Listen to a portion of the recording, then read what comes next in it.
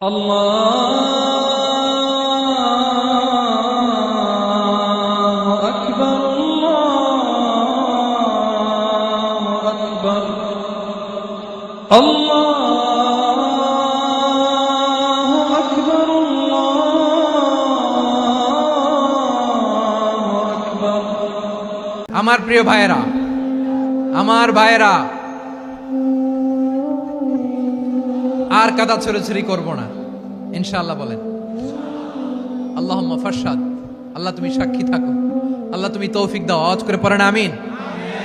আর একে অন্যকে কাফির বলে গালি দিব না, ঠিক কিনা বলেন? রাজি আছেন? ধ্বংস করে দিয়েছি আমরা আমাদেরকে। আপনারা হালাকু খানের নাম শুনেছেন? মঙ্গল অধিপতি হালাকু খান বাগদাদের আমাদের বিশাল দারুল হিকমা লাইব্রেরিকে ধ্বংস করেছে। 10 লক্ষ মুসলমানদেরকে কচুকাটা করে গণহত্যা করেছে। জানেন, আমাদের সভ্যতা সূতিকাগারের কেন্দ্রবিন্দু ছিল বাগদাদ।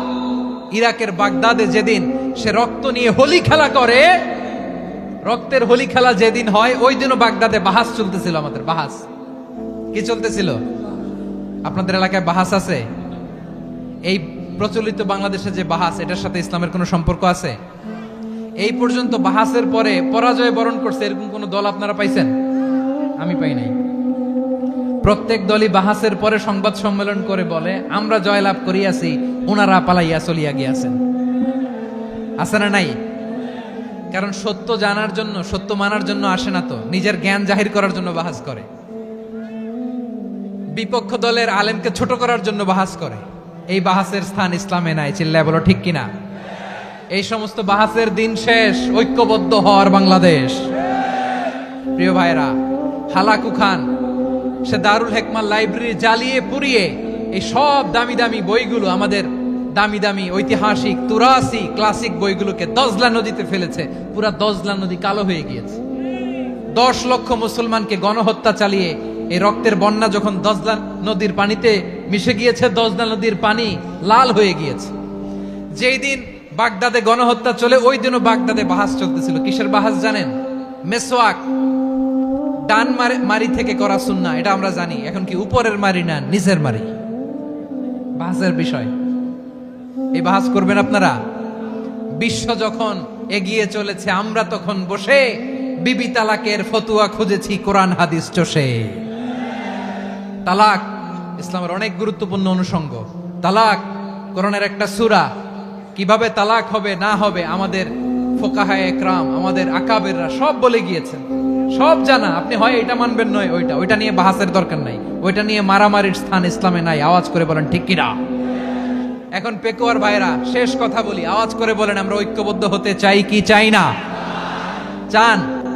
এই যে আমি বিনয়ের সাথে আলেম সমাজকে জাতীয় ঐক্যের আহ্বান জানালাম, এটার সাথে আপনারা সংহতি প্রকাশ করেছেন?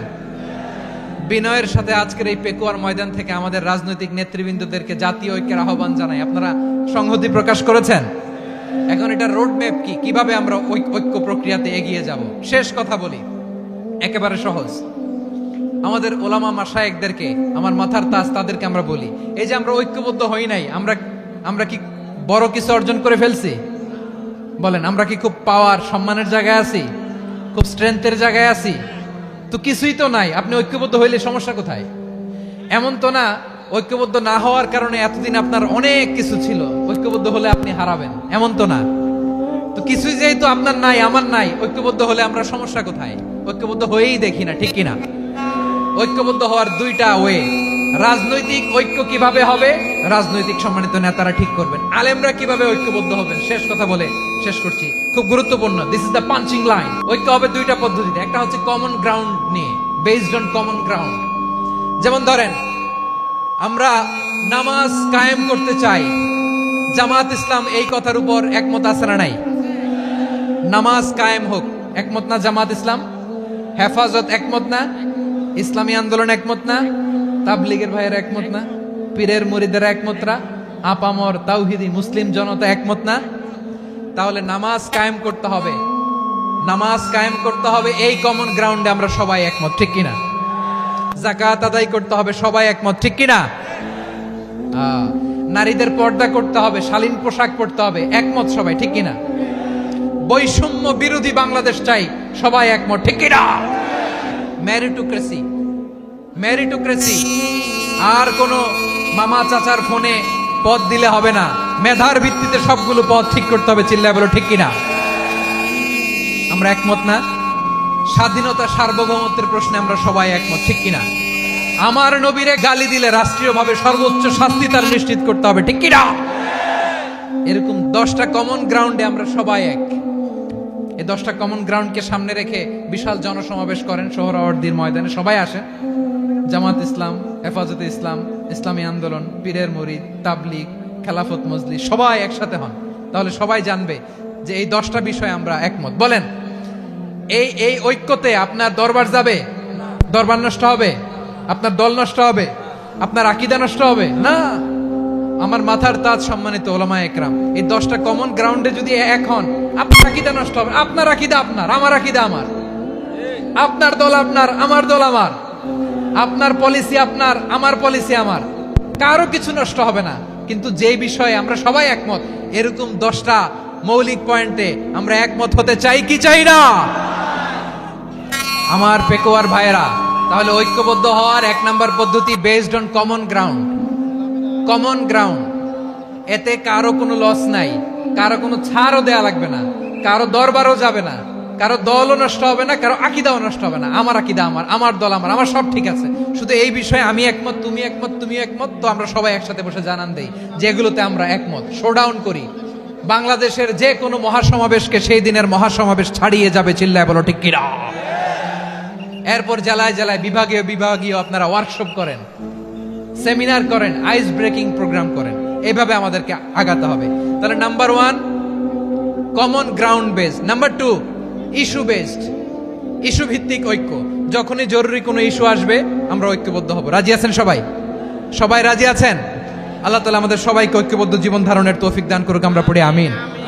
আজকের এই তাফসীর প্রোগ্রামকে আল্লাহ কবুল করুক, আমরা পড়ি আমিন। আমাদের যে ভাইরা 24-এর ছাত্র নাগরিক অভ্যুত্থানে শহীদ হলো, আল্লাহ তাদের শাহাদাতকে কবুল করুক, আমরা পড়ি আমিন। প্রিয় ভাইরা, আমরা 52-র ভাষা আন্দোলনে ঐক্যবদ্ধ হয়েছিলাম, 71-এর স্বাধীনতা সংগ্রামে ঐক্যবদ্ধ হয়েছি, 24-এর ছাত্র নাগরিক অভ্যুত্থানে ঐক্যবদ্ধ হয়েছি।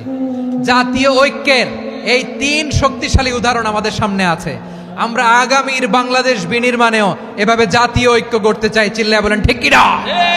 পুরা দেশবাসীর কাছে আমি জাতীয় ঐক্যের আহ্বান জানিয়ে পেকোয়ার এই প্রোগ্রাম থেকে আমি বিদায় নিচ্ছি। হাদা মা ইনদি ওয়াল ইলমু ইনদাল্লাহ আলাইহি তাওয়াক্কালতু ওয়া ইলাইহি উনীব। সুবহানাকাল্লাহুম্মা ওয়া বিহামদিকা আশহাদু আল্লা ইলাহা ইল্লা আনতা আস্তাগফিরুকা ওয়া আতুবু ইলাইক।